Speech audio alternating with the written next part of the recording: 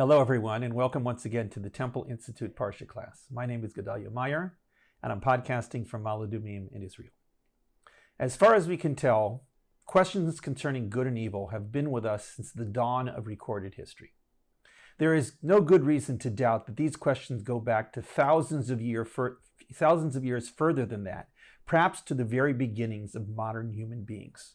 These sorts of things may be fundamental to the human personality, meaning that if we have the one, we have the other. They cut to the core of what it means to be a person. Of course, the understanding of these two crucial terms of morality differ from culture to culture. In one society, a good person may be the strongest physically. In another, it may be the wisest or the most innovative or the most loving. The same variety goes for evil, which a society may understand as the weakest or the most selfish or the most violent or some other criteria. These are notoriously flexible terms that people use with the assumption that everyone agrees with whatever their private definition happens to be. But as we all know, nothing could be further from the truth. Questions of morality have always been at the forefront of religious and philosophical discussion. It is difficult to imagine a religious text that doesn't include morality as one of its fundamental issues. Well, much of modern philosophy has veered from placing morality at or near the center of its concerns. From ancient to early modern times, this was certainly not the case. The Greeks, the Romans, the medieval scholars, the Renaissance thinkers, and philosophers all the way up to the end of the Enlightenment period all included matters of morality and ethics in all their core texts. To this day, almost any story told in any form will revolve to some degree or another around good and evil. The Bible, of course, is no exception to this. In fact, it would not be an overstatement to say that it is the theme of the entire Bible. From the early stories to the Exodus, to the early prophets, to the last books of the Bible, good and evil run like a background hum throughout everything. When they are not the main point, they perpetually link on the sidelines, waiting for the right moment to turn things one direction or another on that great moral compass. Throughout its long history, people have looked to the Bible to guide them in these vital questions, always under the assumption that somehow they would find an answer to whatever question they had. This week's Parsha is called Vayera. That word means, and he appeared, in reference to God appearing to Abraham right after his circumcision. The seemingly minor incident that follows this seemingly pointless appearance of God has become one of the most widely discussed stories in Judaism. It ends with one of the three mysterious guests of Abraham announcing that Sarah will indeed give birth to a son in the near future. God's sole participation in this incident is to question Abraham as to why Sarah had such trouble believing that this would happen and to confirm that it was true.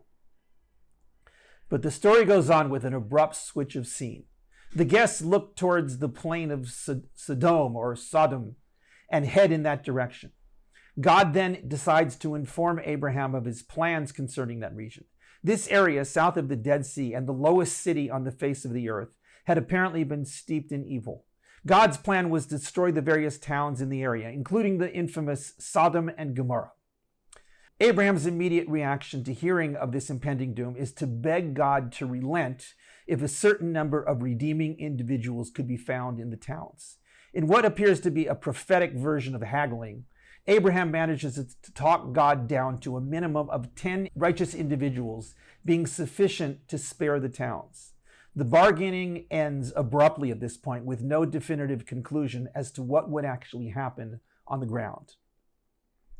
As all this is taking place in those ethereal realms of prophetic communication, these guests make it to the actual town of Sedome and are now described as angels. It turns out that they were actually angels this entire time, but their true appearance had been obscured until absolutely necessary.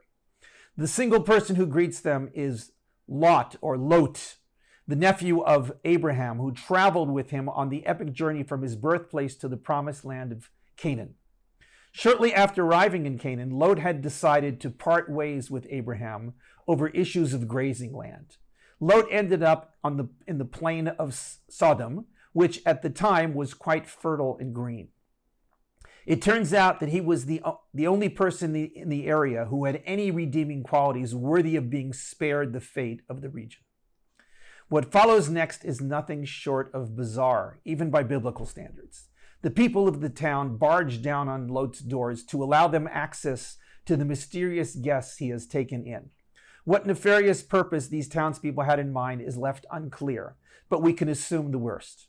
Instead, Lot, the single worthy man in this entire region, offers them his 2 unmarried daughters to do with as they choose, as long as they leave his guests alone. In response to this horrifying offer, they proceed to attempt to break down the door. They are only stopped by a fit of blindness imposed somehow by the guests they were after. In the course of the short discussion between Lot and these angels that follows, they manage to convince him to grab his family and make a mad dash out of Sodom to some nearby place that will be spared. After refusal on the part of his sons-in-law and some delay on his own part, Lot and his family take off. They make it to this nearby small town as the fire and brimstone is raining from heaven on the rest of the area. In the course of running away, Lot's wife turns back to look at her former residence against the warning of the angels and is turned into the infamous pillar of salt. After the divinely ordained destruction of the cities, Lot and his 2 daughters manage to make their way to a cave in the mountains where they go on living. But the story doesn't end there. The daughters, sensing their predicament of being stuck in this cave with only their father as a potential mate, since everything else has apparently been destroyed, concoct a scheme to get him drunk in order to sleep with him. As unbelievable as this sounds, the plan works. On successive nights, the daughters get him good and drunk and pull off this incestuous union. They both become pregnant from the encounters and give birth to sons who would eventually become the founders of the nations of Moab and Ammon. These 2 nations, ironically and appropriately enough, become the neighbors of the ancient Israelites and their frequent enemies in wars through the early biblical centuries. This is the famous and very biblical story of Lot and Sodom and Gomorrah. Lot is one of the most enigmatic figures of the Bible. Biblical figures tend to be either good guys or bad guys, with little in between for interlopers. It is usually pretty clear where anybody stands on the moral spectrum. Lot is one of the rare exceptions to this standard. Is he a good guy or a bad guy? He is never once described as righteous or good or anything that even remotely suggests that he was truly worthy of being spared. However, he was the single person who insisted on inviting the guests into his home, even at the risk of raising the ire of the townspeople.